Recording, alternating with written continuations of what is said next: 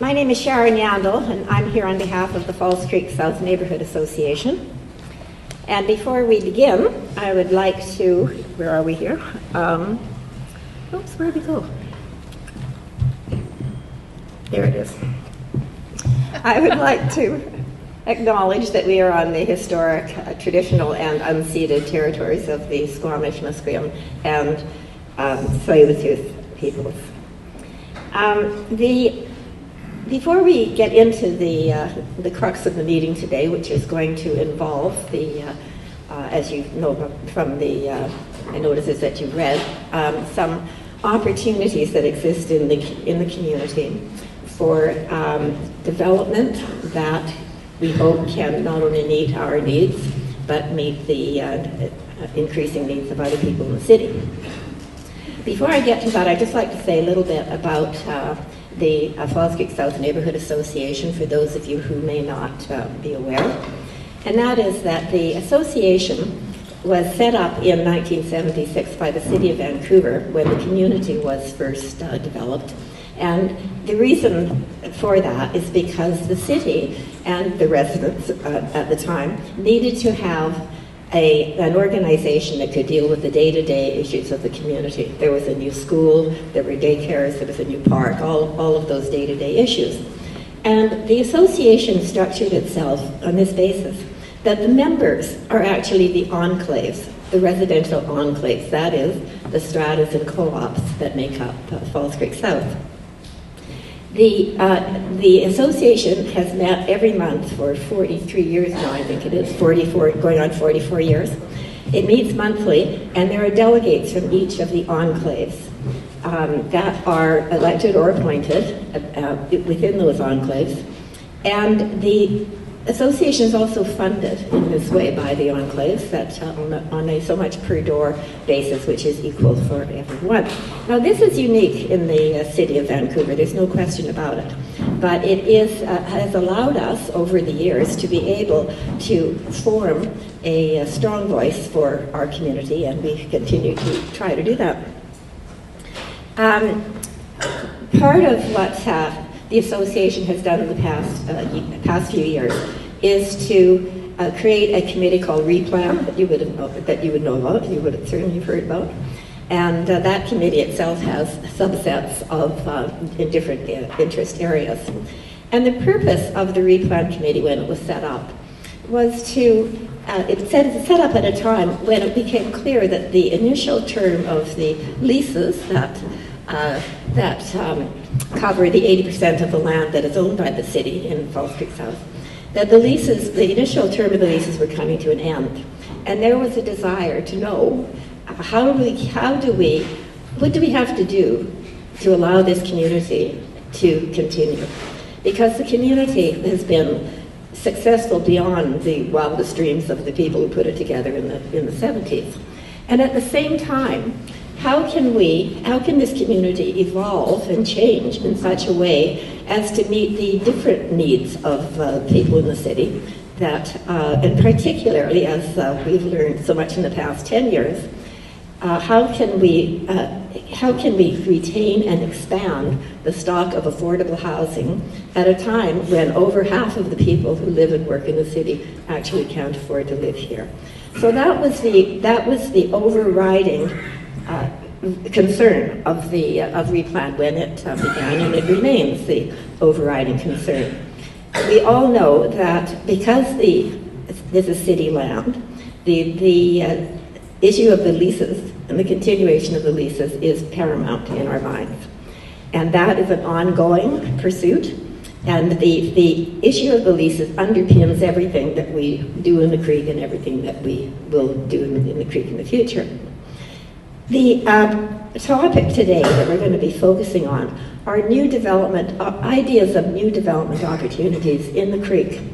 And, but in order to be able to frame that within the overall context of the creek, and in order to be able to better articulate what it is that the community has been, aspires to, that we developed, we being the association, developed a crystallized rather the goals and the core values that we have in the community, that we would like to see going forward, that we would like to retain, and that we would like to see going forward. At the outset, we established 5 principles for the for Falls Creek South community, and what we decided to do subsequently is to express those in a form that is readily understandable and readily graspable, if there's a word like that. And so this is what is called the ARC project, and that is, the ARC stands for A for affordability, R for resilience, and C for community. The first of these is affordability, and it's very important to understand that when we are talking about affordability, we are not talking about pretend affordability, such as it has existed in the past 10 years in the city. We are talking about the basis upon which this community was established in the first place, and that was on the basis of 1/3 low income, 1/3 middle income, and 1/3 higher income in the 3 tenures of market housing and stratas, of co-op housing, and of non-market rental housing, special need housing, and so on. That formula has worked, and it's worked very well. And we believe that it's important to pursue whatever changes take place in the creek on that basis, because what it translates into is 2/3 of housing in the creek ought to be designated for low and middle income people. That's the first principle of the affordability goal. And the second principle is that when we talk about affordability, we are not talking about a percentage of the market, we're talking about a percentage of income. The percentage of the market makes no sense when the market is broken, and the market is essentially broken for people in the city of Vancouver. So those are the 2 principles that we have adopted that we want to express and to go forward. The second principle is resilience. And by resilience, we are essentially referring to the pressing, life-affirming, necessary need to address the question of climate change. And for ourselves, the immediate issue for us, the immediate recognizable issue, of course, is sea level rise.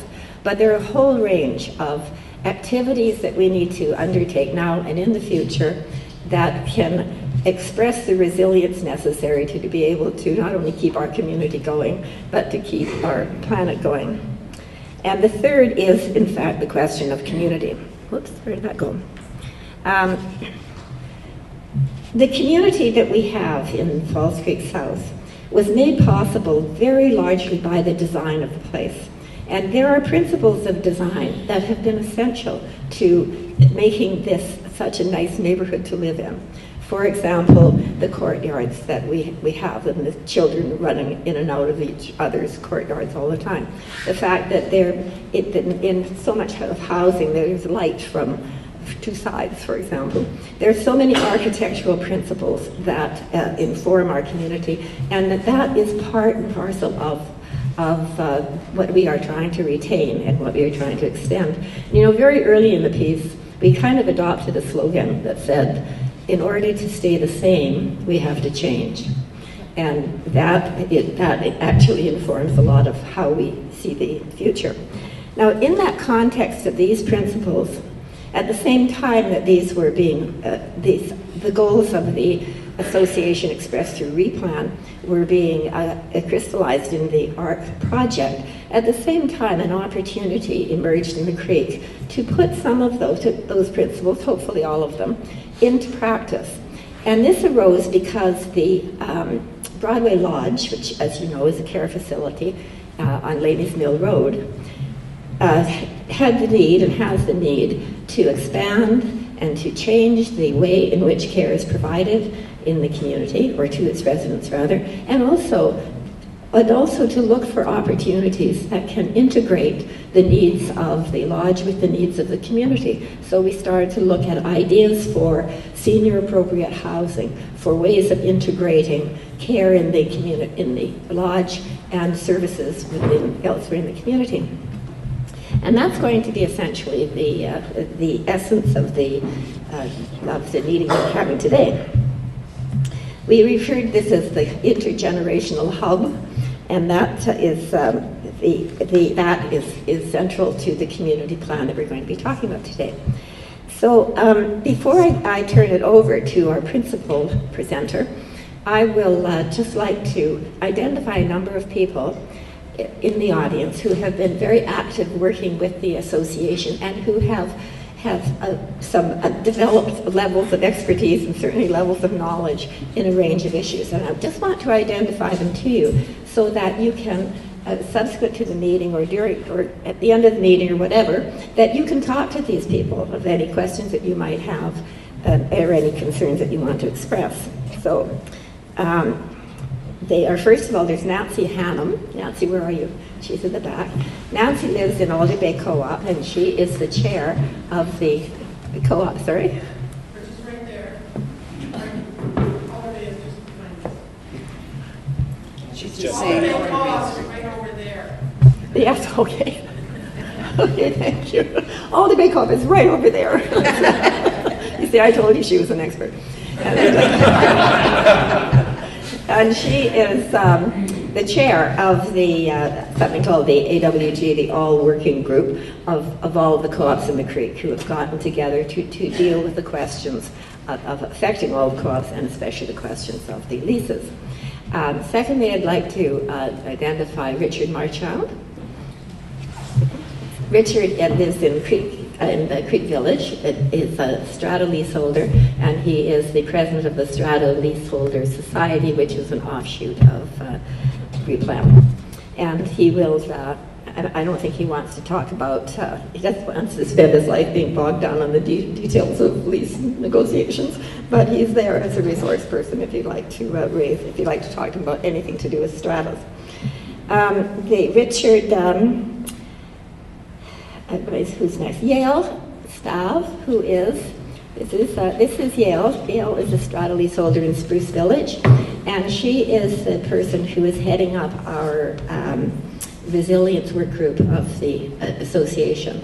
She's been heavily involved in issues of resilience, both in terms of present actions and future issues and so on. And she is here for any questions that you might have on that. Simon Neal is here, and Simon will be speaking for a little bit later on in the agenda, but he is the executive director of Broadway Lodge and the person who has been most instrumental, I believe, in getting the ball rolling on the project we're talking about today. Nathan Edelson is the project manager of RePlan. And he knows everything that there is to know on the question of the work that RePlan and the Neighborhood Association is involved in. Then Richard Evans is the chair of RePlan and has been from the beginning. And if you can't get an answer to a question from Nathan or Richard, then you can ask me, because I am the queen of I don't know answers, and I'm not shy about that. Did I get everybody then? And then okay. Now I want to introduce our main presenter here, and this is Scott Hine. Some of you may have heard Scott before in a previous speakers series that we had earlier this year. Scott is a former chief urban designer with the City of Vancouver for many years in that capacity. He's a retired architect, a professor of urban design at UBC. He's a community advocate in Kitsilano, and he has always been a champion for neighborhoods and is donating his time to us. Scott is a real friend of Falls Creek South. So I will just leave it at that, and I will ask Scott if he would come forward and take over. Thank you. Thank you.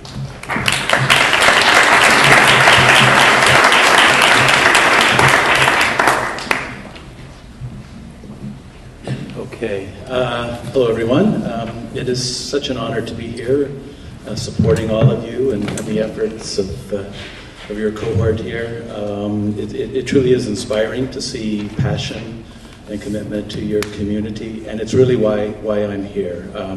I had the good fortune of doing some of what you're doing in Kitsilano a number of years ago in the late 90s and on into the 2000s, late 80s actually, and on into the 2000s when some of you may remember the Molson's Carling O'Keefe Brewery was coming online for redevelopment as a let-go industrial area, and a number of us committed Kitsilano residents, we got together and through a lot of work and even doing our own drawing, certainly meeting all the elected officials, we were able to nudge point towers off the table in favor of a mid-rise scheme, essentially what's there now if you go and see, and included some locally relevant ideas that we thought about green space and certainly market mixes, and incorporating remnants of the old brewery into the public realm. And so that kind of advocacy for me really is close to my heart. And I've said to Sharon and Nathan and Richard and others that whatever I can do,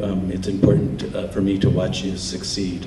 I think that what you're doing is so relevant to the current emerging citywide plan as an expression of how a community can kind of gather around its commitment and put its own ideas forward, sometimes without the city at the table, which seems to sort of be the case right now. And so as an example, I think, to other neighborhoods, you are in a wonderful position to speak as one voice and to be able to show the way for other communities to also use the power of your advocacy and also the power of design thinking to begin to look at new capacities and refresh the creek in a way that it still holds its integrity, its original kind of purpose, and quite frankly, its legacy as one layer of urbanism in Vancouver's history. I always sort of call it Vancouverism 2.0. After the West End is South Falls Creek, and it really set a path for a commitment to urbanism achievement. I think we're sort of in Vancouverism 5 or 6.0 now. So it is so important that the integrity of this place remain and that it's recognized, but it also can serve as an example about how to think about change in a really thoughtful way. So what I want to go through fairly briefly here is some of our work that we've been doing together. It's reflected in your brochure. I'll have some additional graphics from the words in the brochure so you can read along a bit. I think we're going to post this, if I'm not mistaken, online at some point. It's the work of a kind of a co-design process with a group that started around 30 or 40 folks a few months ago now, back in the fall of last year. And it tried to capture insights and begin to identify where transformation might carefully occur. And we use that then to generate a series of what we're calling transformational drivers. So I'm going to walk you through about 9 of these and what each one is intending to suggest. And what it's also doing is breaking down what is a pretty complex undertaking. There's a lot of complexity in cities and systems. And so this is a way of expressing that as a kind of a driver, a way of understanding the work that needs to flow from what these drivers are trying to say, and set in motion that kind of work, and where we need support, particularly technical or even financial support from the city to do more work. So the first slide up here, I won't read it, but this is a poem from Graham McGarva, who most of you know, and he's traveling, so I thought I would put it up here. He just speaks beautifully about the creek, so we're channeling him a bit here tonight. So. And then, of course, there has been great work already done with, I'll say, informal status, as I understand, with the City of Vancouver, so some of the provisional vision statement and guiding planning principles that we have to underpin the work, so that's always with us. But then to really get into what clearly this foundational urbanism as kind of a best practice legacy means. So there's a lot here to appreciate, celebrate, enjoy, and I'll say promote as an example, for other neighborhoods about how to live, how to use urban typologies, spaces towards social capital, social exchange, shared community aspiration, within nature. There's so many ways to kind of talk about this, but just to know that we have a lot here that's really precious and sacrosanct. So we start with the prevailing context. We all know where we are, and we also understand, and this came out of our work together back in the fall, that underpinning all of this is kind of the overarching transformational driver, and that has to do with an appreciation of the history of the creek. And if we try to sort of reverse engineer out of it, of course we get back to a place with not just First Nations interests, but the land itself. And so we want to use that, be motivated to make sure that our decisions appreciate this long history. And so some of the work that I think is going to flow from this is something that we call a statement of significance. So that work is going to be undertaken, and what it does is it captures the essence of the place in its history. Recently out at UBC, we did some of this work, and usually heritage consultants help us at the Museum of Anthropology site, where we're actually thinking back 10,000 years in the way that we frame these statements, set up the research, and have an appreciation, in the case out at UBC, and I think relevant to False Creek, what were the indigenous plantings, for example? What is the bioethical approach to thinking about landscapes in an urban context? And so by declaring these statements of significance and the cultural values associated with the social landscape, we can use that then in our decision-making moving forward. So this work is, I'm not going to spend much time just to say that this is a practice, a best practice that we can certainly rely on here. And it'll yield a lot of information about how we then go forward and program and even think about the details of making places. So that overarching transformational driver, recognizing the First Nations interests, recognizing and celebrating. And then here are some others. Affordable housing, so a catalytic population challenge. We heard about the one-third mix. The idea of stitching together 6th Avenue. The historic enclaves, we'll talk a little bit about the expanded connectedness and the 3 bridgeheads that are in play. Resilience in terms of green buildings and district energy, sea level, biodiversity, and then finally an idea of celebrating and expressing community identity. So let's start with affordable housing and catalytic population change, and we're going to hear from Simon here in a moment. We have a couple of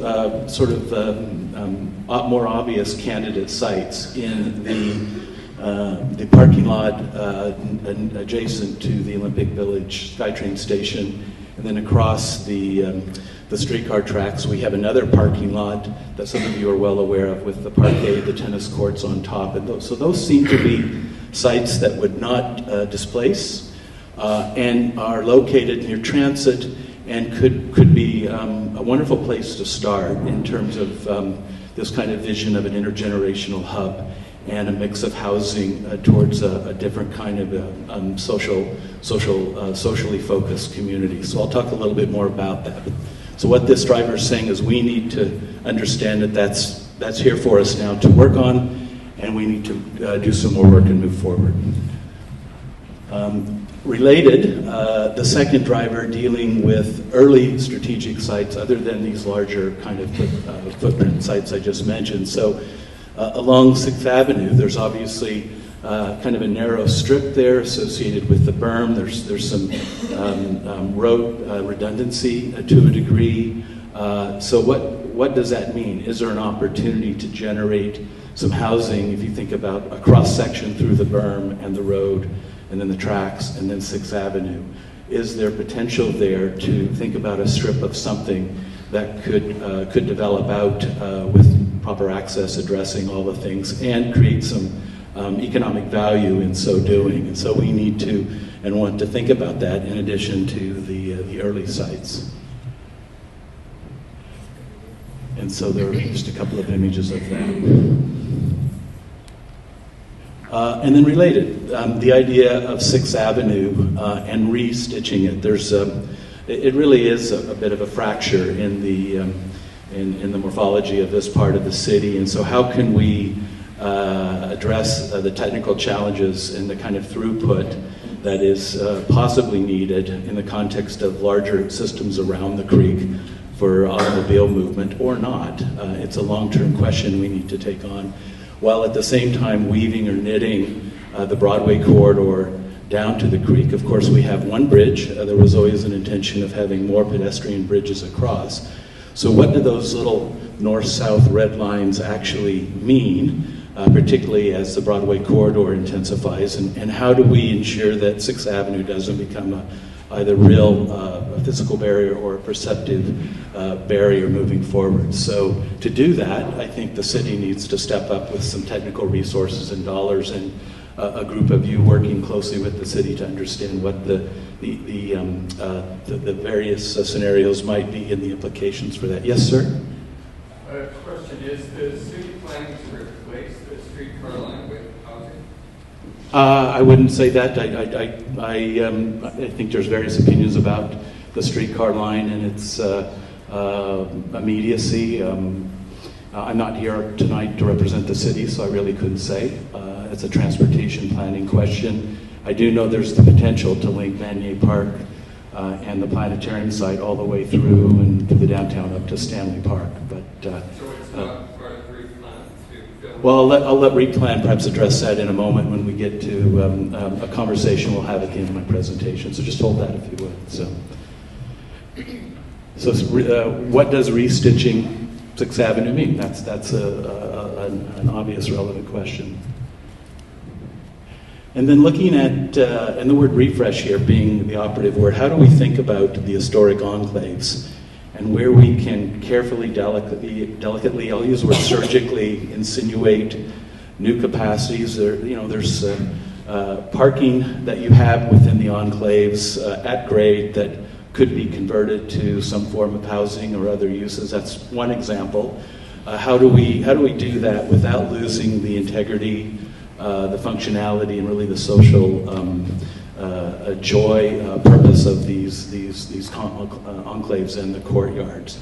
So that's a really careful conversation, but it needs to be done in the context of other potential capacities that could be introduced as well, so that there's not a perceived pressure to redevelop these enclaves into something that they don't really want to be, and in so doing compromise this place as a urbanism legacy. Expanded connectedness. There's lots of opportunity in addition to this larger idea of restitching 6th Avenue to look at those north-south connections, but as well the east-west connection through, you see the green line, places within False Creek, and given future station locations along Broadway, which you see there, you see City Hall and VGH in Granville with the white dots, and the potential for the streetcar line. So this is suggesting with the smaller white dots that there is a streetcar that stops more frequently, connects up across the breadth of the creek, tying in obviously to the Olympic Village station, perhaps with good work at the Burrard Bridgehead from the proposed developments there. A streetcar station under the Burrard Bridge is another kind of opportunity to get greater east-west connectivity. So,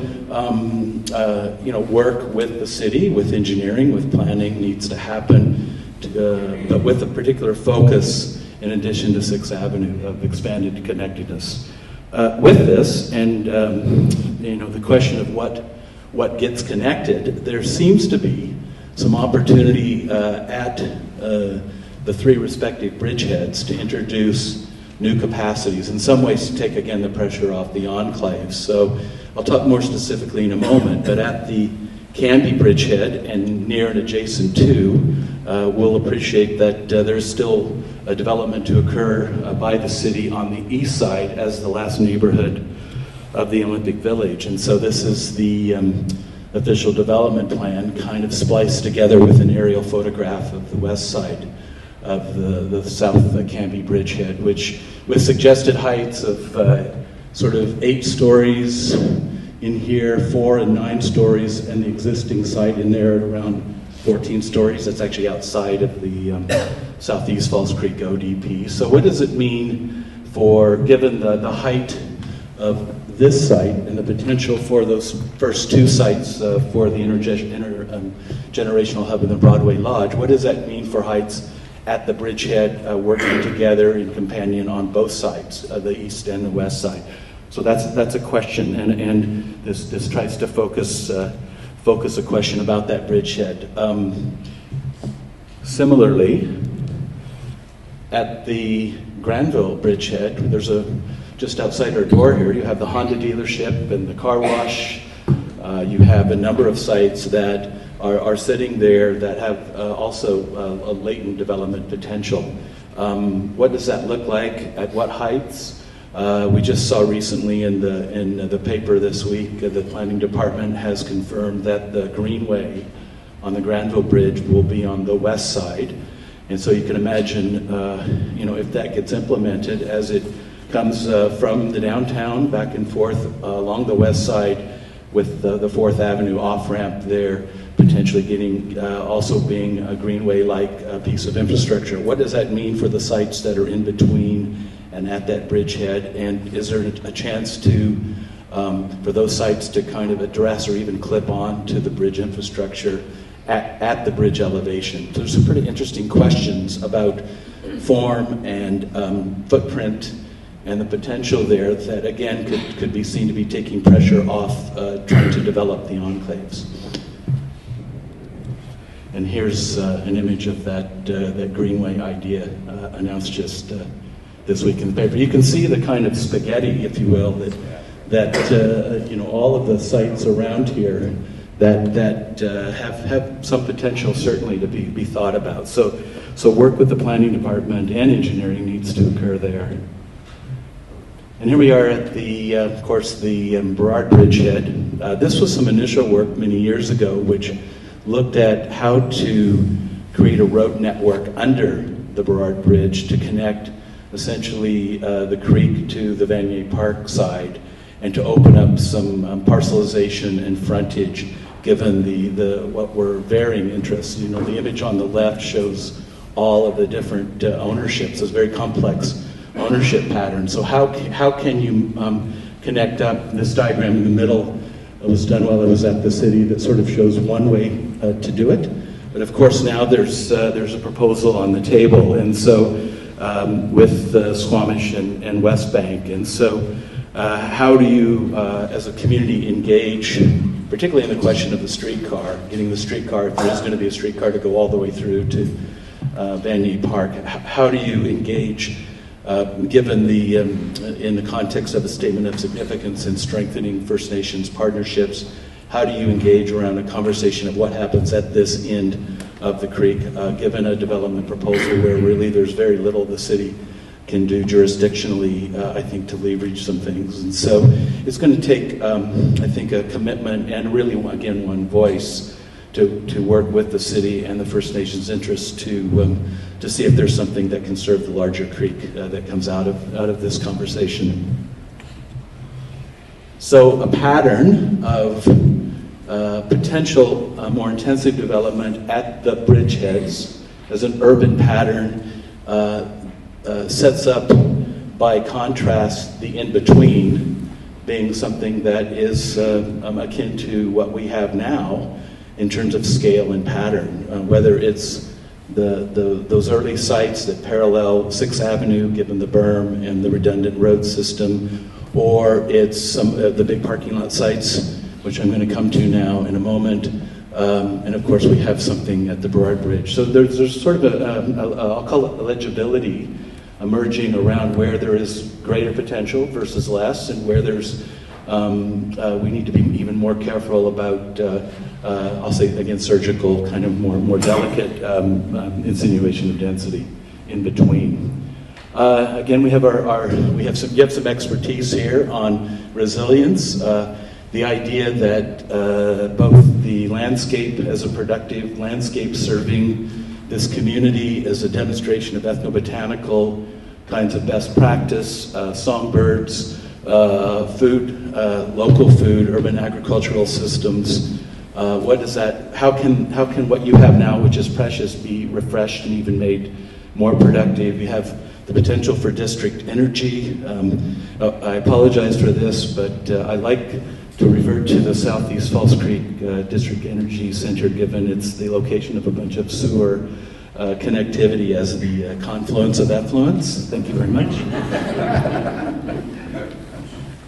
And sea level rise. There's multiple strategies for those of you that were at the speakers series.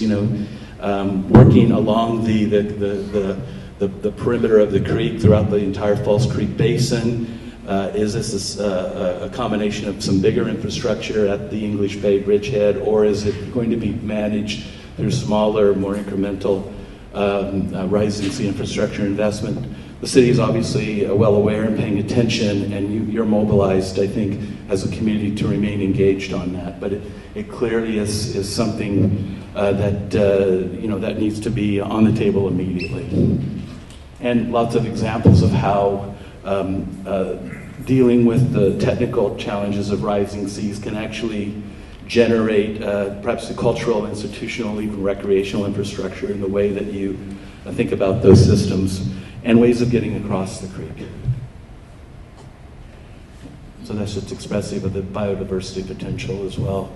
And again, learning from what would be the statement of significance and the kind of 10,000-year thinking. What do we want to do as a more authentic landscape strategy towards productive landscape and landscapes with integrity?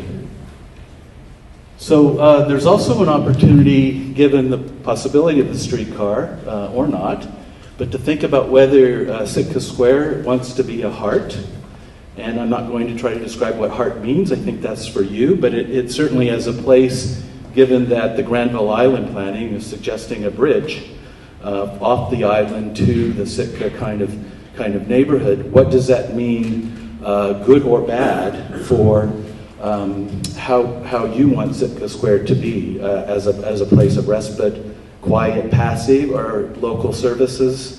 Place to just get a quart of milk, we don't have to walk too far, or given the potential with the school and its immediate proximity, is there a way of thinking about a different role for that part of Falls Creek South? So that's a question, but what this diagram is doing is sort of saying that's a little work program item that a number of you who live there and are most interested, along with the streetcar question, need to focus some effort. And then I'm getting to the end here. And then finally, this ninth driver is just to think about the potential of celebrating community identity and whether or not Falls Creek South wants to be a place that has seasonal events or large sort of, I'm not suggesting the fireworks by any means, but or does it want to remain as kind of a more quiet place while at the same time figuring out a way to tell your story? There's certainly narrative here that many don't know about. There's the urbanism legacy, there's clearly the First Nations. So are there ways to do that through celebration and maybe ephemeral kinds of either public art or demonstrations? Perhaps through light. There's a wonderful opportunity along the creek edge to get reflectance, particularly in our non-light seasons. And it just strikes me that the color of the landscape seasonally, particularly when you're on the north side of the creek looking back across, it's just an expression of living in an urban setting with a bigger landscape kind of announcement. And so the obvious color or the changing seasons with the fall color as well, it's actually a very important part of the Metro Core and its identity. So we have all of these drivers, if you will, that are expressed as kind of diagrams. And the one on the right, is the lower right, is the kind of just a composite. So I hope what you see here is a lot of complexity, but in a way that we can kind of break down and get focused and set up ways of advancing the work towards something that is cohesive and legible, but again retains kind of the integrity of of what you have. And so a great place to start, again, is the idea of the Broadway Lodge intergenerational hub and the adjacent parking lot at the SkyTrain station. So there's been some, I think, good work done by your community today. You have a number of architects that live among you, just for starters. And so this group has been meeting and sketching and testing and sketching some more and beginning to understand form. And isn't that perfectly obvious to you what that is? But with Simon and the Broadway Lodge, these become actually meaningful seminal drawings that lead you to things that have greater specificity as you test out the kind of aspirations that Simon has, which he'll talk about here in a moment. And to see just how much, when is it overreaching in terms of putting too much on the site? How do you ensure that the kind of development that's being thought about is in the spirit of the larger Creek, and I'll say just the identity and character of the enclaves. And so, again, with Richard and Simon and Graham and others, beginning to get a little more specific about what this might look like. So here's some early diagrams that begin to express that, with kind of a Broadway Lodge sort of building that's kind of it has a kind of a courtyard idea about it. It allows for shared support within floor plates, but it settles into a larger kind of development potential for the adjacent parking lot. And a building that, it's like what you have in a way, but perhaps a bit more intensive given the institutional kind of program. So a building that weaves its landscape systems in, it's got some organic expression to it. It is a friendly building, it's a social building, it meets the grade. It introduces uses that might be interesting, vibrant, engaging, pedestrian paths along the way, does a good job of lighting at night, makes the site safe to be. Maybe it helps motivate the streetcar. It might help provide some more permanent housing from what we have in terms of the modular housing on the city's parking lot to date. And so we might have something that's in your brochure that we might begin to get excited about. You get a sense with the little red fan there where the origin point is of this view of a kind of a place that is celebrating social connection. It's feeling, it's supportive, it's generating new relationships. There's some degree of intensity of development in there, but yet to be determined. So the idea of this image is that it's kind of ghosted out a little bit because that hasn't been determined. But at least using these parking lots, both parking lots, as the first expression of this community's interest to sort of advance the future of False Creek in a way that's supportive of community. And then other buildings that might come later at this end of the creek might also be terraced and be more expressive of the landscape and enjoy the views out to the creek. So as you have at the ends of the creek, more of that. So that's sort of the immediate work. And as I'd like to say, the time is now. There's such a rich palette of images here for you to obviously continue to advocate for. I think that this effort and all of you as one voice, getting the attention of the city and others in support of the work that Simon's doing, is a great place to start the effort. So with that, I'm going to put the image back up of the Broadway Lodge potential, and I'd ask Simon just to come up and just maybe say a couple of words. And then afterwards, we'll just open it up and have a conversation about what you're seeing, and we're going to record that, and we'll go as long as you want, just to hear your initial reaction, and preferences, your desires as well. So Simon, please just talk a little bit more about what Broadway Lodge wants to do. Okay. Thank you.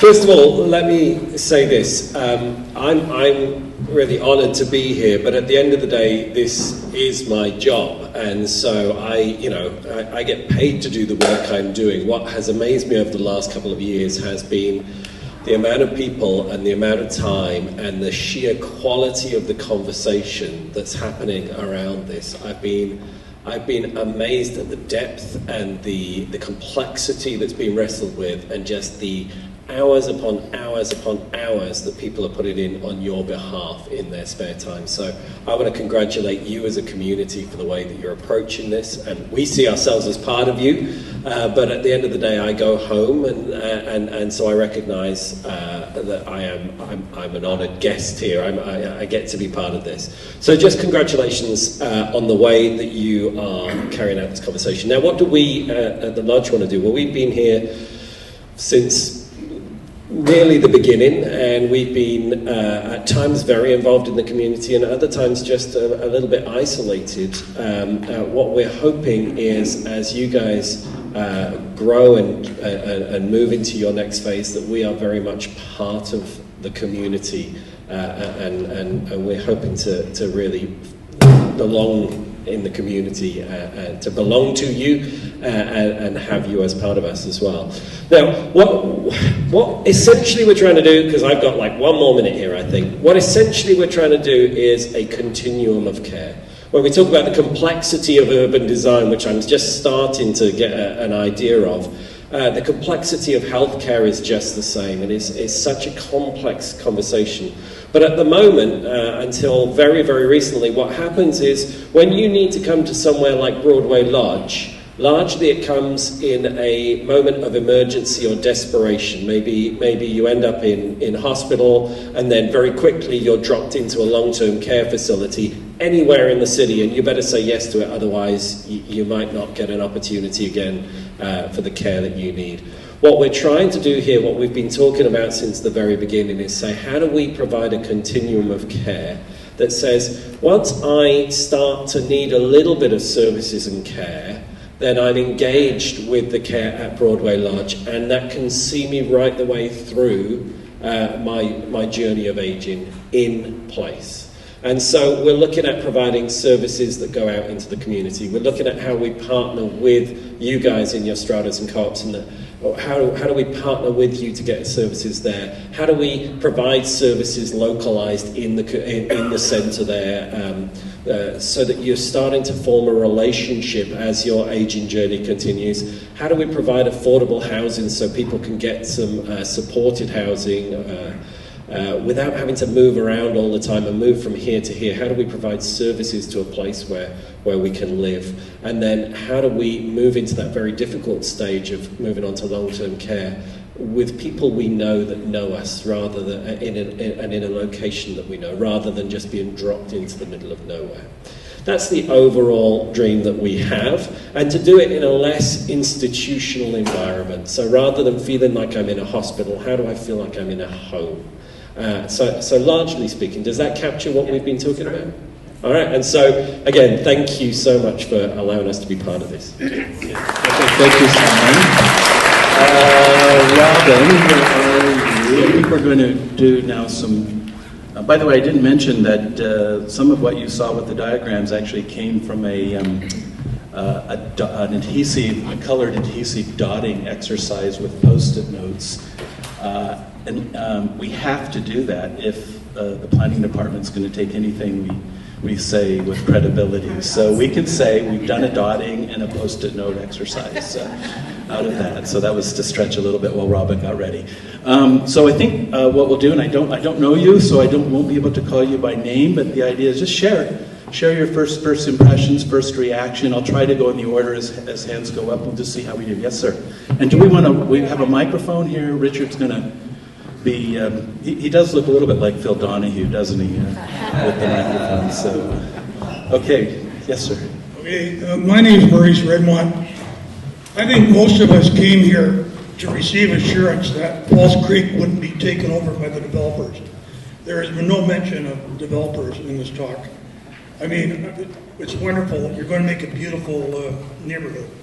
But will we be able to afford to live here? Will the co-ops be affordable, and will they be allowed to exist? And what are we doing to prevent our neighborhood from being exploited by developers? Recently, there was an article stating that there's a potential to make a $5 billion profit in South Falls Creek. Could you assure me that you're doing something about this? I certainly can't assure you of that, but I can tell you the effort, and I'll maybe ask Richard or Nathan to speak as well if they'd like. But the interest of taking initiative and declaring where we think there's potential for careful development, particularly at the bridgeheads, or not, and maybe along Sixth Avenue and a little bit perhaps with the enclaves, and whatever that nets out as development potential, that math has to be done. But that's coming from an understanding of place, of community, and irrespective of what the profit margins might be as an aspiration for the city, it's a place to start an engagement with the city first. Where that goes depends on one voice and the kind of an engagement that you're able to do with the city and elected officials. But it felt like that you needed to actually take initiative on this and not wait, particularly given the anxiety around the leases. So hopefully this is a good start to not having that kind of future that you're painting up be the one that gets approved. Richard, anything to add? Or? Well, I don't know. The only place to start is by really proposing an alternative, a viable alternative, and we're well on our discussion amongst ourselves what that could be.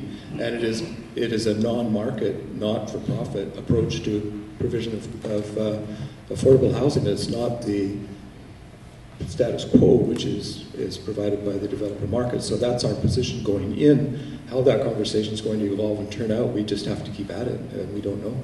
Nathan, anything to add? Or the 1/3, 1/3, 1/3 mix, feels sacrosanct in this conversation. How many of you know Graham McGarba? Okay. So hopefully a lot of you will get more of a chance to do that. He's the chair of our planning committee, and he thinks in spreadsheets.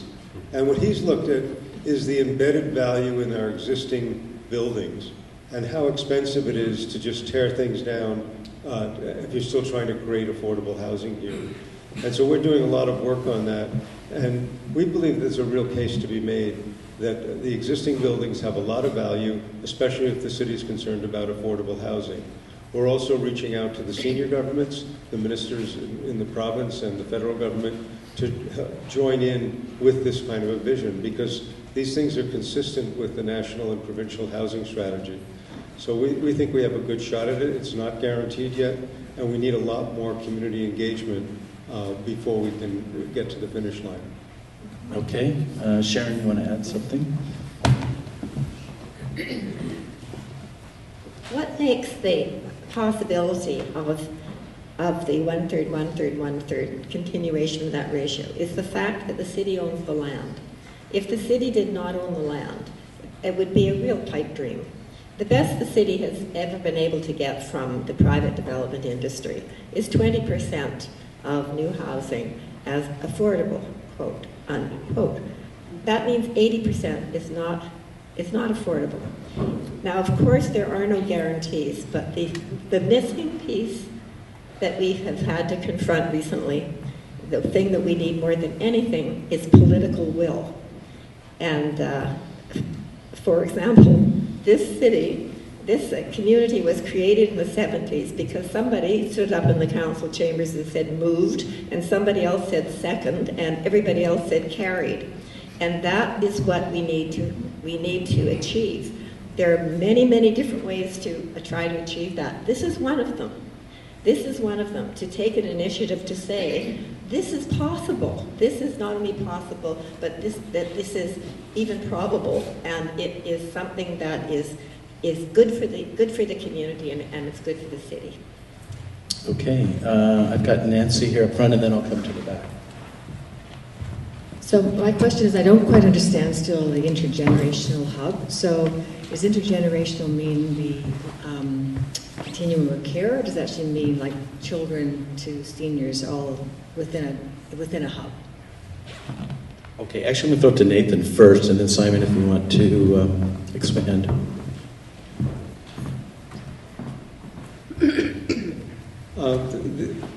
The area that we're talking about basically goes from the Canby Bridge over to where the bus loop is. Does everybody know what I'm talking about? So the SkyTrain station over to the bridge. So we're looking at a lot of workforce housing for people to be right near where transit is, to access the jobs in the downtown and elsewhere in the region. The campus, we've called a campus of care, meaning what Simon was speaking to, and that would include the new kind of care facility, which is a home and provides other services for seniors in the community, as well as supportive seniors housing, people living a bit more independently but with care. And a replacement being proposed for the temporary modular housing for people who've experienced homelessness. But they would also, some of those people would need some of the services that the care facility would provide.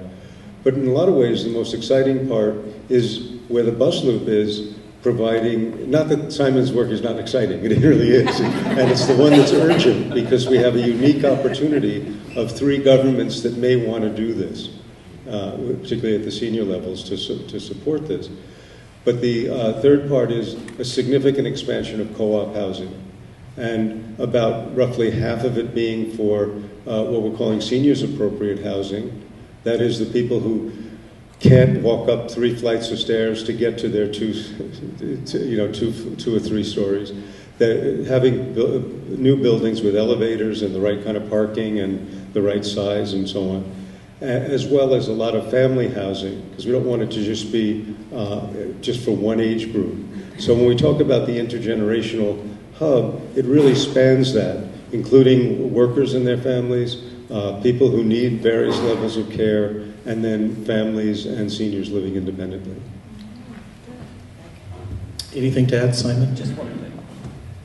If I was to say one thing, if this idea has worked incredibly well, I think, Sharon, you said it's worked better than they possibly imagined. The one thing that they failed to do was work out how do we age in place here. The seniors that we have the honour of looking after, unless we program it, they hardly see a child from 1 month to the next. Equally, I have 4 kids, and as you might be able to tell, I don't come from around these parts, and their grandparents and great-grandparents are back in the UK. And so from 1 month to the next, my 4 kids cannot see seniors as well. And I think we have to design the heck out of that problem. So our hope and our dream is that, really, we build bridges, but that costs money as well. So we've got to balance that hope and dream and creativity with getting it done as well. So we're going to try our best to design that in. Does that answer the question? Yeah.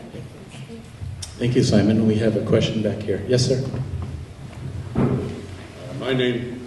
That's good. My name is Peter Morgan. In 2006, I was the president of the Alder Bay Housing Co-op, which is just over there. another expert. And I went to Simon's predecessor in 2006 and explained my dream, which is Simon's dream. Simon, you expressed it in essentially the same terms that I expressed it to your predecessor 16 years ago. And I was told at that time that was entirely contrary. This concept of extending roots into the community and helping out people in our co-op, which is right next door to you, who are aging and needed to be helped with health care, aging in place. And I was told at the time that was completely contrary to coastal health concepts of taking people and plunking them wherever they wanted to put them, even splitting up families, even splitting up couples. And so it sounds like coastal health hasn't changed its policy. And I'm really hoping, because you're an extraordinarily persuasive speaker, you can change their mind. Can you? A lot of pressure, Simon. So the first thing to say is, I'm so sorry. I'm sorry we didn't respond, because anyone that comes and says that sort of stuff to us, we should be responding a lot more positively. And let me say this, structurally, we have changed and our organisation has changed so that we are extremely committed to doing this better. But having said all that, I think everything is complex. The more you get into healthcare, the more complex it is. I think VCH is doing its best. The ministry is doing its best. I also have the privilege of being on a provincial organisation, so I get to sit with senior figures in the Ministry of Health. So I get to see the bigger picture across the province. And I think across the province, at the high-level ministry thinking, they are thinking like you were thinking. They've caught up with you at last a little bit. It takes a while to filter that through down into the health authorities because it gets back to that, it costs a bit more money. But there is a desire to do it. There's a recognition that it needs to be done differently. VCH has changed a few of its policies recently, so you do have some choices rather than being plonked down. So I think we're ahead of the curve that is coming.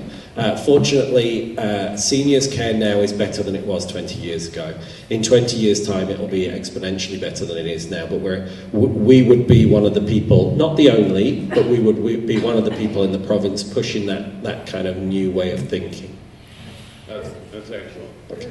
Thank you. I have one second question. The second question has to do with a second dream, which had to do with our co-op expanding into that property, the parking lot that is right next door to you on the east, and providing a seniors-only housing that links with Coastal Health, which would be a kind of a combination extension of your building right across the entire parking. And so I'm wondering if, and that's something that Graham McGarva, I know, was also interested in as well. And that, too, was a decade ago when we first started discussing that. So my initial response is, let's do it. And then my second response is, let's do it. There's so many reasons why we can't do all this stuff, right? There's so many reasons why we can't do it. And I'm just sick and tired of hearing why we can't. Those are the sorts of things I think we should be looking at. Yeah, I think, going back to the idea of let's design the heck out of this thing, I think there is, let me be kind and say, I think there is a little bit of a vacuum to speak into here in terms of we have a huge wave of seniors care that's going to be needed coming up, and we don't have the answers just yet, and that's nobody's fault. So I think great ideas and people... good partnerships between community and non-profits who are able to act on and develop is what's needed right now. And I think the city is ready to hear that, albeit in a complex way around here. I think the city's ready to hear it, and I think VCH and the ministry are opening the door to that as well. So is Overbay. Sorry, Sam. So is Overbay. Awesome. You need to know, sir, you need to know that the rendering here, which hopefully captures what you both are describing, going back a number of years for you, hopefully this image is capturing the essence potential of all that. This image was actually commissioned by Simon and the Broadway Lodge, and so they're very serious. Hopefully just having an image will start to open up these conversations. So, Richard. Hello, my name is Marilyn Elder, and I'm a member of Marina Housing Cooperative. I have a comment and a question. First of all, a comment is to all of you and to Simon. I am very much in favor of what I would describe as perimeter aging in place. I think there are so many reasons why it should be a priority focus for all levels of government. That's my comment. And my question is, and I'm not sure who to address it to, hello Peter, what were the terms of the partnership the city had with the province and the federal government, and does that partnership still exist? Thank you. I'm not sure. Is that Simon or Nathan? Try Nathan? Want to try that one? I think, in all honesty, that's emerging. And what we're trying to do, in the same way that Simon has proposed something that we believe makes a lot of sense into the future, that seniors care facility where people don't feel that they're in a big institution, that it's more somewhat similar to co-housing. It's a new kind of model. The fortunate thing we have right now is we have a provincial government that has a provincial housing strategy. BC Housing has a considerable amount of money to invest in housing right now. And we have a national housing strategy emerging and a federal interest in the renewal of Granville Island as one in associated with. So we're hoping that by having some bold ideas, particularly we've have a paper that some of the young people who have been working with us have drafted, and it's actually been reviewed by the chair of Vancouver Coastal Health, Dr. Penny Ballum, on aging in community. So we're hoping to become part of the model that everyone will see this is a path forward, not just for this community, but that can play a role in future neighborhoods in Vancouver and hopefully elsewhere. Thanks, Nathan. Other questions or comments, please? Yes.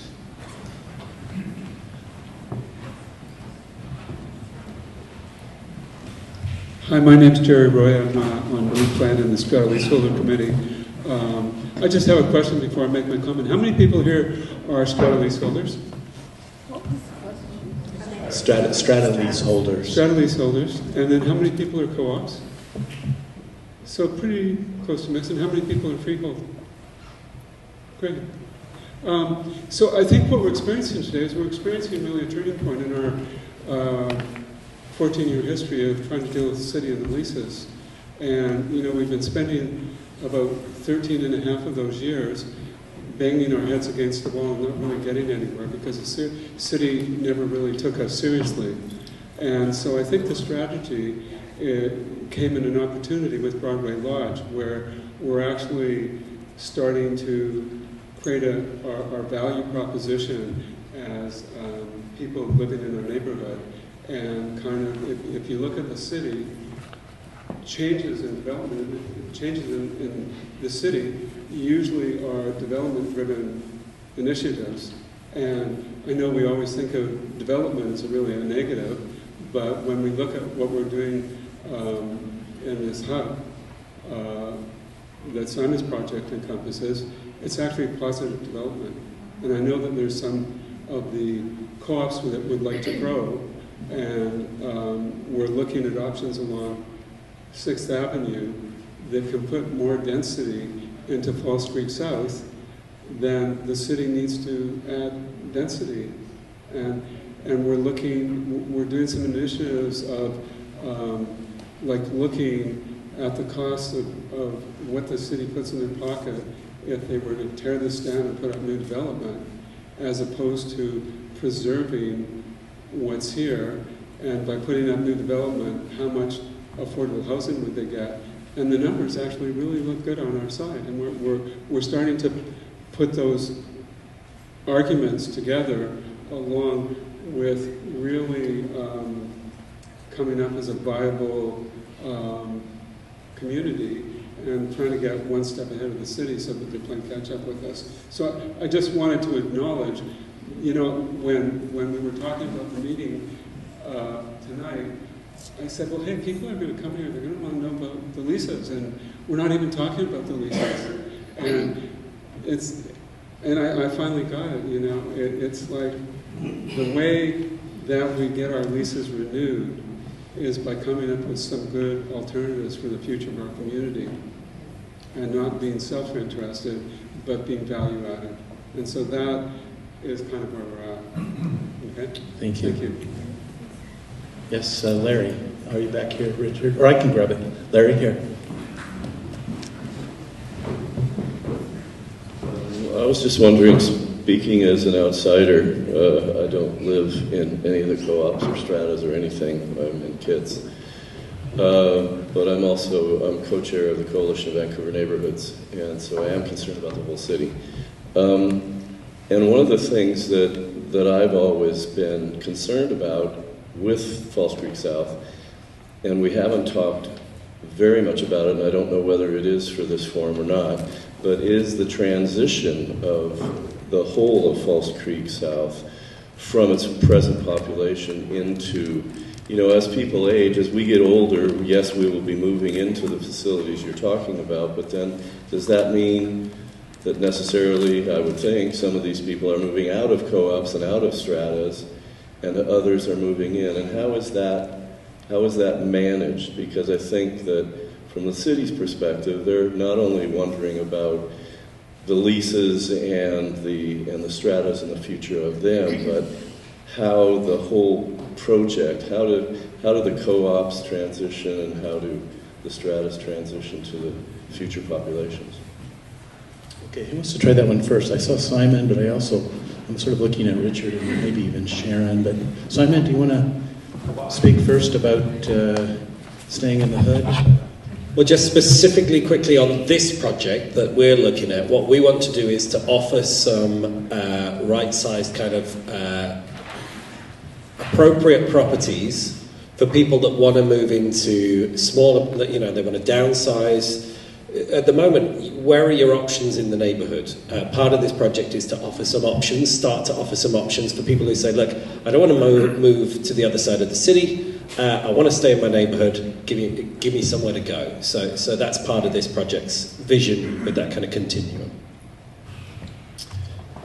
Maybe I can answer that by talking a little bit about our co-op and the kind of enabling provisions we would need in terms of a lease to make possible the kinds of things that you're talking about. So we have a need now for people like me to have another, hopefully on one level, form of housing so that the family can move in the unit that we have. So to do that, we would need a long-term lease at a rate that would support the affordability that we have now and maintain that affordability into the future and create more units so that we could do what we're talking about. We need time to plan. We need a long-term lease mechanism that enables the sort of thing that we're talking about. So we've always talked about the lease renewal as an enabler of this kind of transition to affordability that we're talking about. And I guess the other piece of that is in terms of design and how many numbers of people, what kind of density, what kind of things are we talking about? And I think for me, I'm an architect, and it comes down to, well, how do we deal with that extra amount of stuff in a meaningful way in terms of design? And I think we've got the cues right here. We've got a legacy of excellent design, urban design, that we're talking about building upon into the future. I think when we have been talking about, in keeping with historic character, some people have had the impression that we want to freeze everything in amber. That's not the case. We're talking about design principles as they translate into the future into different kinds of housing types. I hope that answers your question, but if our co-op, and I think it's true for probably all the developments in this community, had the lease as an enabling mechanism to do what we're talking about, I think we could achieve a lot. I can tell you through the recent competition called the Missing Middle by the Vancouver Urbanarium Society that there was at least one award winner that spoke to this larger issue of co-ops having a lot of equity, in some cases having everything paid down, but overhousing within. And so a strategy of having a satellite version where the equity is leveraged out of, and so you can sort of decant over to smaller units and open up the family-size housing from the original building. So it's very topical, and hopefully we can demonstrate through this work some new strategies about that you're willing to support. So, yes, Sharon? If I could just respond to that as well. Just on the co-op side, one thing that is perhaps not greatly known is that when this community was developed, it was developed for families. That was the idea. And there are very few one-bedroom units that are available. I was in an email correspondence with someone from a co-op outside of Falls Creek South, and I was very perplexed about the fact that there was an opening in a one-bedroom unit in his co-op. And I said, well, how does that happen? That you're looking outside for people to fill it, because that doesn't happen in Falls Creek South, because there are internal waiting lists. And of course, as Richard said, what that every person who is an empty nester, who's in a co-op, and who can move into a one-bedroom unit, frees up a family housing for others. On the strata side, it's a very interesting question, because it's interesting that people who buy into a strata leasehold in the Creek, and I'm one of them, have a bit of an edge in terms of the equity that is needed to be brought in for two reasons. One is that it is lease land. You pay for your lease, so the lease comes up, it's going to be renewed, it has to be, you have to pay for that lease again because no one's looking for a free ride. So that has resulted in the fact that housing purchased in the Creek has been about 70 to 80% of freehold housing historically over time. But there's another factor there too, and that is that even though market housing in the Creek is obviously not disconnected from the market in general, there is absolutely zero interest in speculation of market housing on leased land. There is no offshore money interested in that. There is no casino proceeds interested in that as well. But more to the point, we are also looking at ideas of other forms of affordable home ownership. And one of the ways that we're looking at that, and in fact looking at all of housing in Falls Creek South, is that we have received a grant and are doing work on the whole question of a housing trust. Can a housing trust be created here? Could the housing trust take over the management of this housing in this community from the city, for example? And what is it possible, and this is the question that is so fascinating to me, is it possible to create, through a housing trust, affordability in perpetuity? That is, can housing within a trust result over time in a gradual breaking away from the logic of the market in order that with every iteration of a new residence, it becomes cheaper relative to the larger market, which is certainly the experience in a lot of places in the world. Thank you, Sharon. Okay, we have another question in the back or comment, please? Yes. Evening, everyone. My name is Jason. I live in Falls Creek Housing Co-op, and before that, our family lived in the Marina Housing Co-op, so we've been in this neighborhood for over 14 years and raised a family. And just a couple of comments and a question. Comments is just around appreciation for the RePlan team, the association, all this amazing work that is going on. Thank you so much.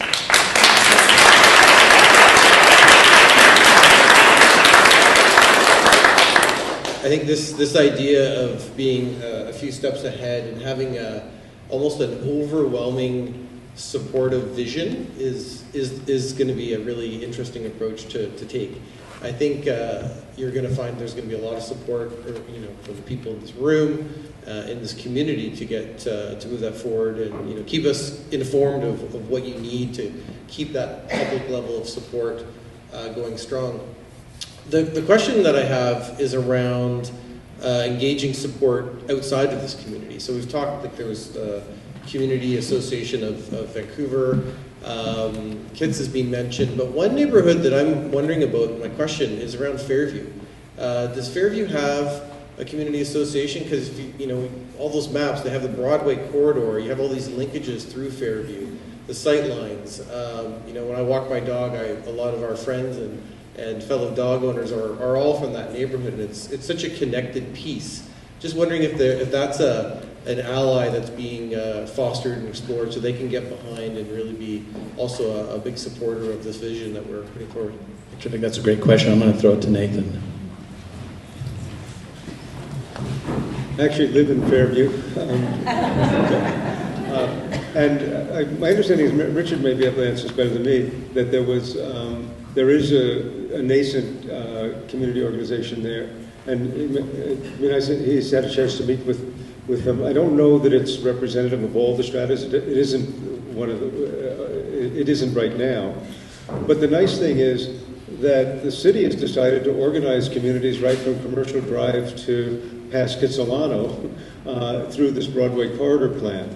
And my guess is there's going to be associations of medium density housing forming right across the city to help us and hopefully working together for mutual support, because we're all medium density areas that people feel quite proud of in different ways, and there's a lot to be learned from one another. It also raises a whole central question about the credibility of city plan. If I can just ask, how many of you participated in the planning process that Karis Hebert and the city ran a couple of years ago? About two years ago? Yes. I think you'll find that she's among the best planners in the city. And a lot of people were engaged, great ideas. We're following the principles that were established at that time. She's now running city plan. She's doing the public, managing the city, the community process. And it becomes a very interesting time for us, both on the Broadway plan and on the city plan. We had a great process. Let's get on with it, I think will be our message.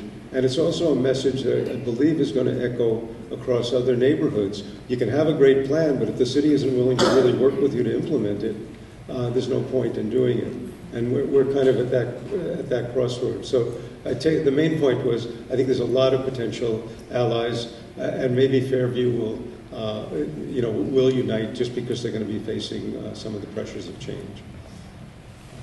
I see Larry's hand going up. I think I saw Larry's hand, but I'm glad that you're here tonight, Larry, to take this back to the coalition. I even wonder about, given that some of you are seeing this for the first time tonight. This is, I think, really the second time we've shown some of this. We had a working group presentation before the holidays, but even the way that the work, the complexity is trying to be thought about and organized here, I think is relevant to kids. It's relevant to Mount Pleasant, is relevant to some of the other neighborhoods. And I think there's something with the leadership that you're taking and your residents are taking that you could begin to socialize, given the prospect of the citywide plan, where even some of the transformational drivers here are obviously relevant to Fairview Slopes. And so maybe even the same approach to this information might be shared and speak with one voice. Larry, anything else to add?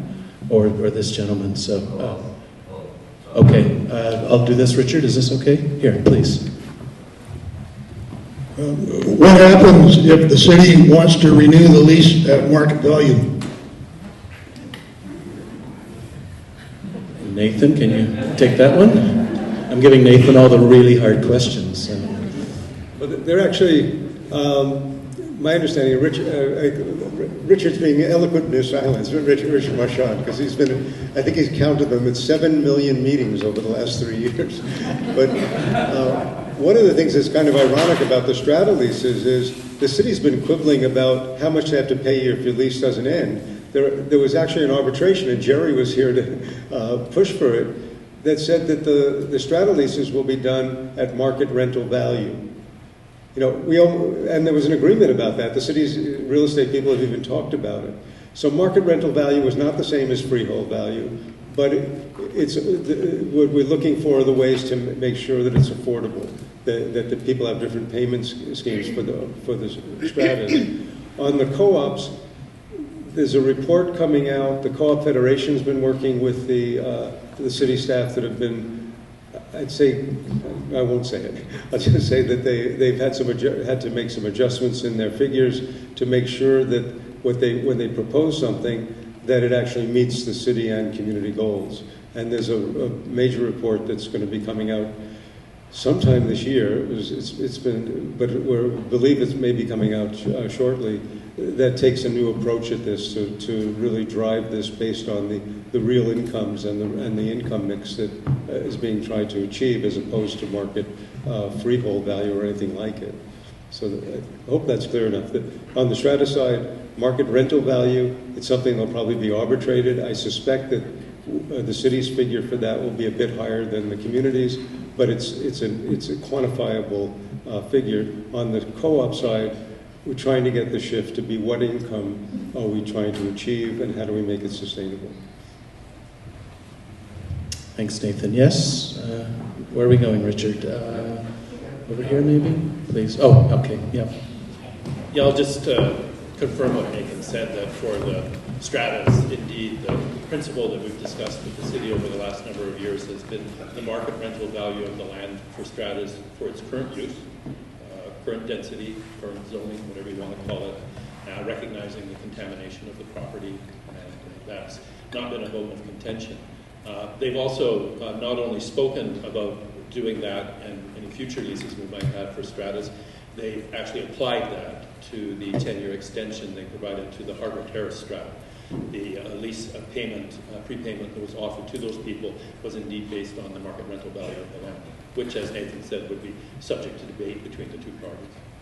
I'll just go back and make a comment about Fairview Slopes. We indeed have had a meeting or two with a couple of stratas in Fairview Slopes who are very interested in what's happening here. There doesn't appear to be any consolidated organization. The only ones we are going to meet with is a number of stratas have banded together to be for or against the development that's happening in the area. And I'll get my number wrong, but what does make it tricky is Fairview is a very big area, and there are in the neighborhood of 100 stratas in that area. So we would want to obviously be connected with the ones that are always show up at the planning sessions, because they're very concerned that their view is going to get cut off totally by whatever happens to our community. So I'm not being facetious there. We have a very strong ally, going back to the question that was raised in Fairview Slopes. Well, that's another reason why, if you develop at the bridgeheads, you sort of pull the curtains to the side and you keep those views through, out and over the creek from the slopes. So joining forces a bit on that rationale might be strategic. So. Hi, I hope you don't mind if I just stay seated. Not at all. But my name's Alexis. I'm with the Greater Vancouver Floating Home Cooperative, which locals know as Spruce Harbour Marina. I started out with my connection to the community back in 1979. My first job out of high school was at 7th and Laurel. I lived on the North Shore.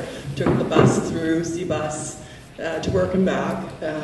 And then I came back into the community and lived on Moberly in my latter years of university. I moved out of the community and then moved on board our sailboat, and came back into the community in '94 to Spruce Harbour and the Greater Vancouver Floating Home Cooperative.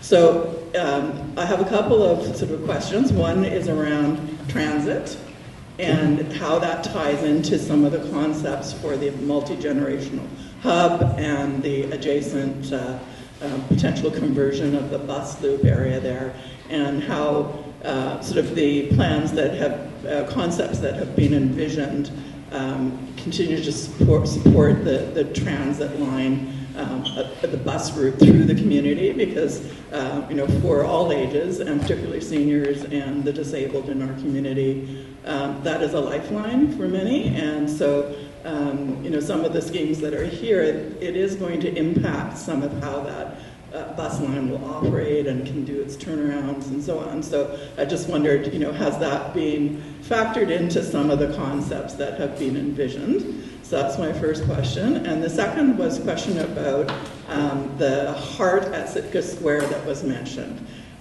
Sitka Square is the access point to get down to the marina. I also noticed on the plans that in some of the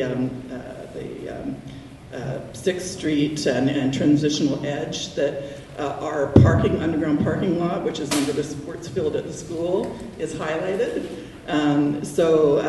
Obviously, if the little parking lot that's there at the corner is a potential redevelopment site, is there opportunities to?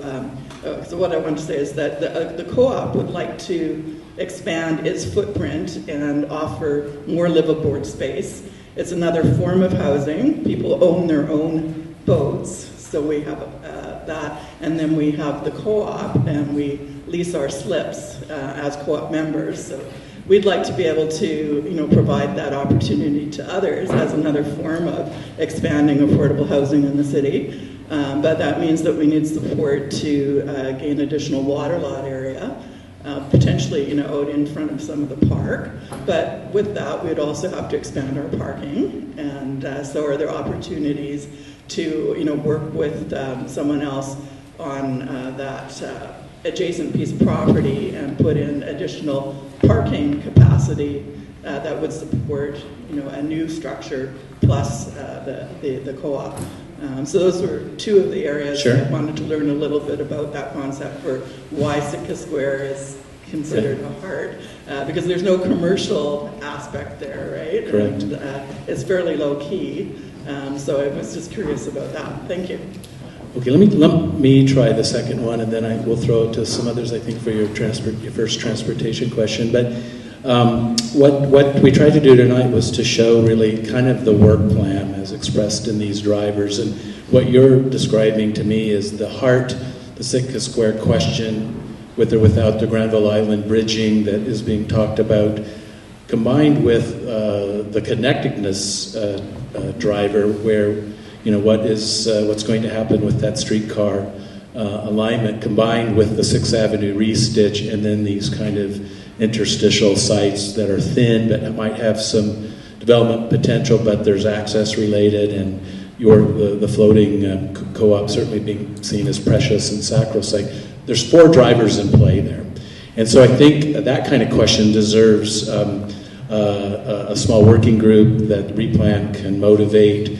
And you can't. We presented them in isolation, but of course they're solved in an integrated way. And each one of those drivers has multiple outcomes. And the idea is to find a quadruple award score win there, where the design strategy, the urban design strategy, is ticking off all of those concerns that you're mentioning, and not to do it in isolation of the engineering department, obviously. So it might be that work on those drivers advances a bit more. Hopefully you're at the table for that. And then there'll be something, maybe a few scenarios about all of that in context that could be brought to the city for discussion. So Richard, on the transportation, the bus and... Yeah, the bus, and I'm trying to remember the thread of the question, sorry. Oh, well, I'm not necessarily talking about the tram, because I don't find that that's that accessible.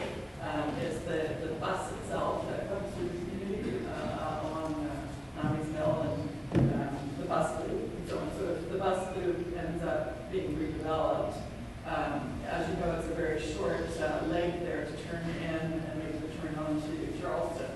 But there's no opportunity to stop there if you don't have a loop for the bus of some kind, or something that, so is there, some kind of visioning going on about how you have that bus still come through that overall zone between the transit or the village station and Charleston? Does Charleston still remain, so on? Yes, thank you. The way I understand it from what people have been saying is that there is a streetcar corridor, part of which was actually First Avenue in the Olympic Village site. That wide median there was expressly for the intention of putting in a streetcar line. And discussions that we've always had with the planning people, I haven't talked personally with the transportation people or heard them, but there is the assumption that there will be a tram line that replaces, in my understanding, the number 50 bus and provides a linkage horizontally from potentially the new Musqueam development and Van Yee Park all the way around to Stanley Park and down through Expo Boulevard into Yaletown. That's my understanding of what the vision is. I've heard personally a lot of interest from specific councillors about that, and I know that there's been focused studies on that issue alone. So we've taken it as an assumption that there will be a tram or streetcar corridor. Where the exact alignment of that is within Charleston, the existing right-of-way, and 6th Avenue, it could very well end up being on the road alignment, as is typical in many European cities. We don't know that yet, but we are assuming that there will be a tram corridor. Yeah, well, the tram corridor is all well and good, and it provides some connectivity, yes, but it doesn't necessarily get you up to the Broadway, the Cambys, the Granvilles, and so on, which is somewhere the big hill, yeah. Correct. Where they're doing yes, business and for commuting and so on, for the groceries, for the doctor's offices, and all that kind of thing. So the connectivity, if you do a tram, you have to make it very accessible. So your access points need to be accessible. They need to be frequent. They need to have good connectivity onto bus routes that go up the hill, and so on. So just extending that. Correct. Yeah. Well, several of those diagrams, several of those diagrams speak to that question of much better north-south from Broadway down to the creek through all of those north-south road alignments. So it's hopefully captured as a question, and hopefully we can convene and you'll participate, and we can see, is it one or two more bridges, or is there another way to enhance? I know there's a few dead-end kind of connections there that just don't work, and there's a challenge of grade, obviously. So. I appreciate your responses, but I really think you guys take aggressive, so for not much. Okay. Okay, that's great. Larry? Yeah, I threw out a little nugget on the transportation side of things. The Sinaqua development, south end of the Burrard Street Bridge, the Squamish development known as Sinaqua, they have mentioned in some of their talks about the fact that there's a rail line right-of-way right through their property. They have thought about activating that, tying it into the one that comes down 6th to Science World. Streetcars for Vancouver have talked about taking that into the downtown area, down towards Stanley Park. But the other end of that is even more interesting, because if you extend that line through the CP, I think, right-of-way that ties in with the Arbutus corridor and can take you all the way to Marpole, and if you happen to have light surface rail that kind of takes a right turn at Broadway and heads out towards UBC, then you've really got something that makes a lot of sense. But then we have to talk about the Broadway subway and all that other stuff. But I'd like to get back to community support. There was a question asked quite a while ago about that. And what you're doing here is very much neighborhood-based planning. And this is something that the Coalition of Vancouver Neighborhoods really promotes. That's really what we're all about. And we are 25 neighborhood associations across the city, and we are very much aligned with what you're doing here and very much interested in supporting you here. So there is a hell of a lot of support out there for this kind of stuff. There's also, beyond CVN, there are other organizations that are working along parallel lines, and this is the exciting thing right now, is that people are frustrated about the planning process in the city, and so some groups have established themselves and taken on the job of working on a neighborhood-based governance model for the planning process in the city. And so that individual neighborhoods can work on, their own needs and development and things like that.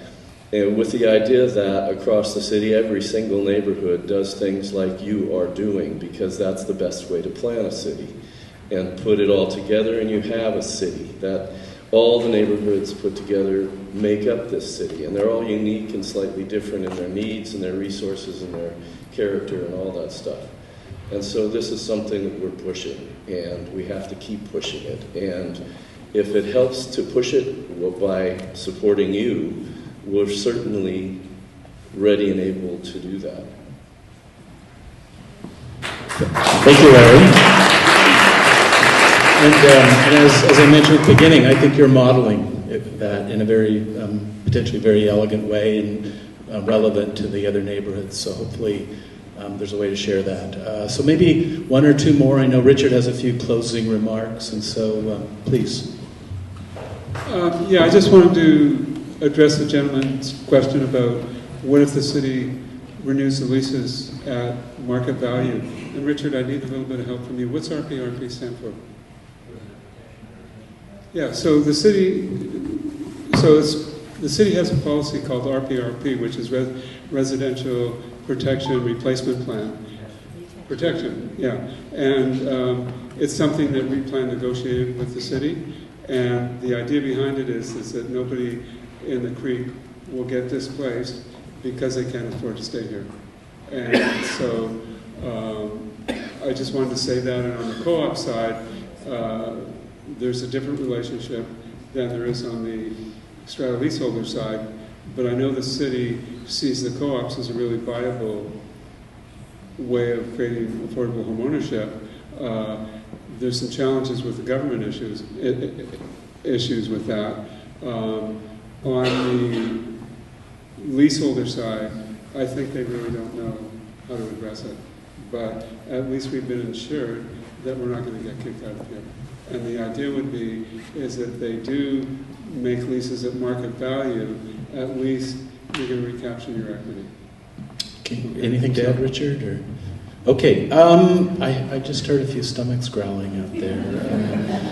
I'm not seeing any other hands. And so if it's okay, I think maybe we'll just throw it to Richard for a few closing remarks. Thank you. First of all, I want to thank you all for coming. It's really gratifying to see so many people. As of 3 days ago, there was 31 people signed up, and we all went, eh. And so there was a concerted effort made to get the numbers up, so I'm very gratified to see that happen, so thank you for that. Also extend my thanks to everybody who made this event happen, particularly and supported it so well, Sharon, Simon, Scott, and everybody behind them and us that help us do what we do. And there's there might be 3 or 4 of us actually talking, but there's equal amount, if not more, people there supporting what we do on a continuous basis. And particularly amongst those are Robin and our planning assistant and Nathan, our project manager, and really is the backbone of a volunteer organization. It's not possible to do what we're doing without some kind of paid help, and then the volunteer response to this has been extraordinary. I think you're getting a good idea of what we're trying to do here, and we're really responding to a situation with the city where there's basically a vacuum of inaction at City Hall to address what is vitally important to us. And our response to that vacuum is to take leadership, and I'm hearing people say how much they value that and how much it is beginning to be a component of how neighborhoods are evolve and participate in the city. It's remarkable. Do we have that last thing? Yeah. It's remarkable to me to see this diagram because it reminds me of at the beginning of all this, we were talking to the original designers of Falls Creek South, and you may know that this was land that was transferred from the city, from the province to the city, and is what we call in the industry a brownfield site. It was an industrial site. And the experiment that was undertaken was unprecedented. And at the time, nobody knew what to do. And there was lots of ideas flying around about how to handle with some of the issues we're facing today. Affordability, families and seniors, families in the adjacent to the downtown core, all kinds of issues floating around then that we're facing now, but particularly now, as you know, we're dealing with an affordability crisis that's unprecedented, not just in Vancouver, but all around the world. So at that time, a number of people, there was some actually architects down at a large architectural firm in Vancouver that were grumbling one day about what to do about the situation, and somebody within their group said, well, do it. Okay. Come up with something. Let's see what we're talking about. So they sat down and got together every other week and put together the plan, which interestingly enough got the city's attention. It became a request for proposal process that team won and turned it into the official development plan that was followed what we see today. So it's certainly not unprecedented what we're doing here, and in fact was the crucible that created the community in the first place. In retrospect, that seems like it was probably an easy thing to do, and I have been assured it was definitely not. One of the original participants in that group said that it took a willing city council, 3 levels of government, and an 800-pound gorilla to make the thing happen. And I'll get back to the guerrilla part but in a minute, but in terms of us filling this vacuum, and some of this stuff has been said, but we're a proactive initiative to chart our future. We're taking leadership. We're providing an example for other neighborhoods to pick up their pencils as a form of civic leadership. Proves that long-standing established communities can proactively evolve toward a healthy, secure future. And we do believe that our work has relevancy for the city and the region in this regard. And our intentions are to help others face change, particularly in this era of unaffordability, which is extreme. We're facing the prospect of like our children not being able to live here, which is a scary thing. And I guess at the base of this, for me, is we're not leaving it to others to control our destiny. We're taking it on ourselves to forge ahead and show what's possible. And I'm very proud of that, to be honest with you.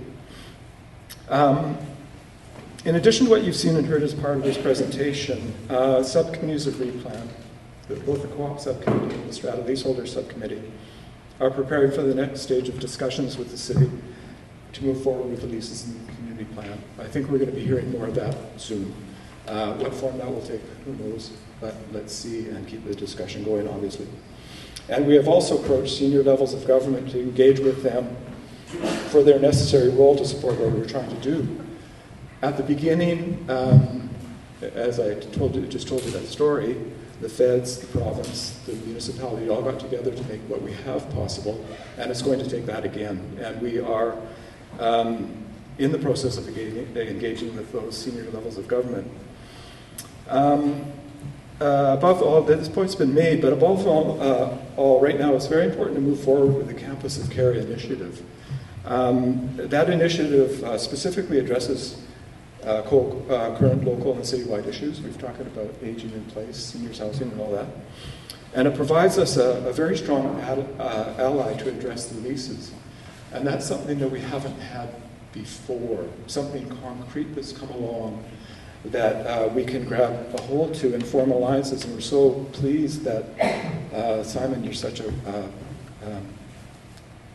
good, easy participant in our conversations and being part of the conversation going forward. So our congratulations back to you for that point of view that you take. That project alone will need a long-term lease with the City of Vancouver to make that initiative possible. That's obvious. And the same is true for existing co-ops, and we mentioned this, to enable expansion of that sector and provide everyone with the means to invest in and maintain our buildings and prepare for future change. So we have a chance here, and I think we need to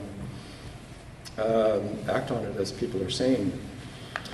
The main thing that we're after here, and our goal, is to move forward comfortable that the community is behind us.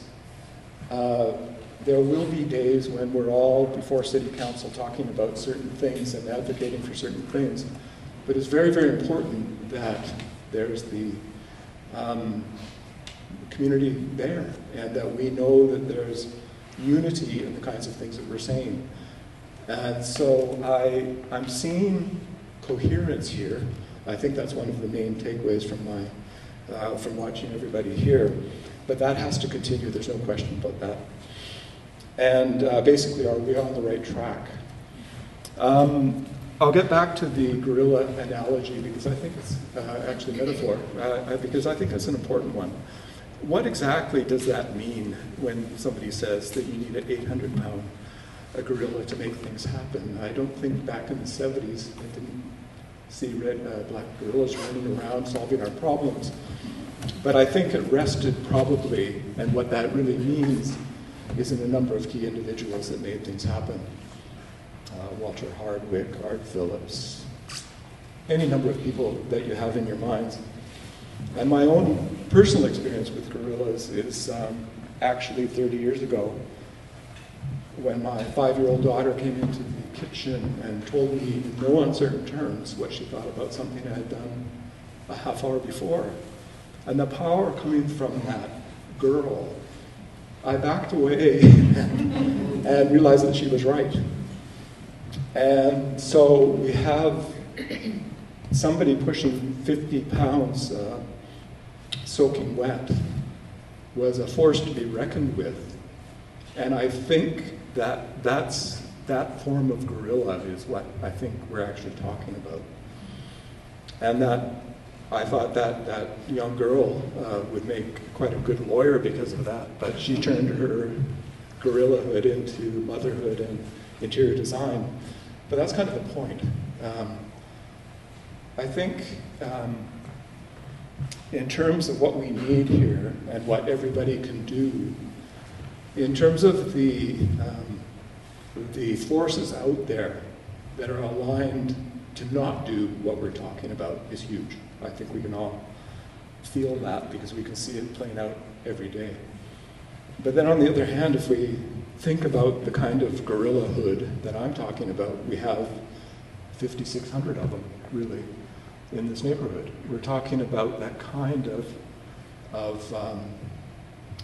conviction, certainty, whatever it is, that we need to face this what we're talking about. So we're talking about a lot of concepts and intangibles and wonderful things, but they're going to be underscored with this kind of desire to actually do something different that I think we all feel is necessary.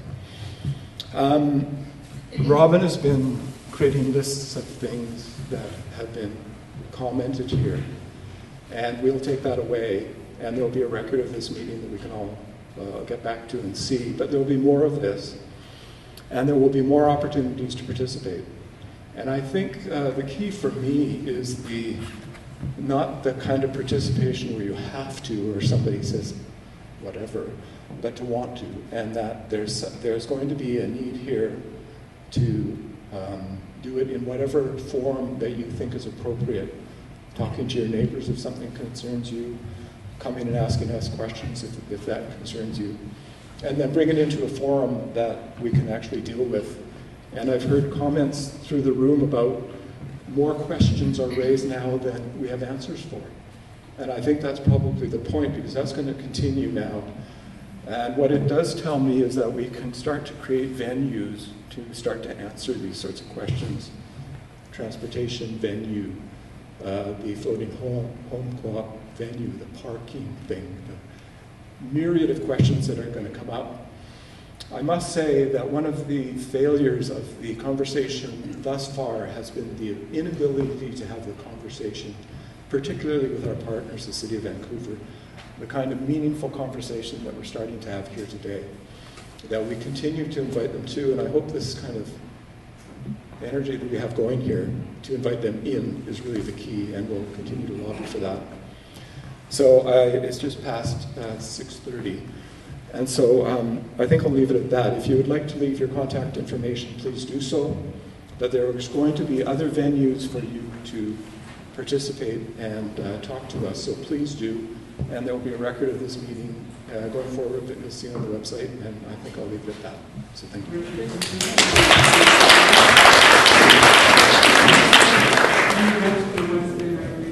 Oh.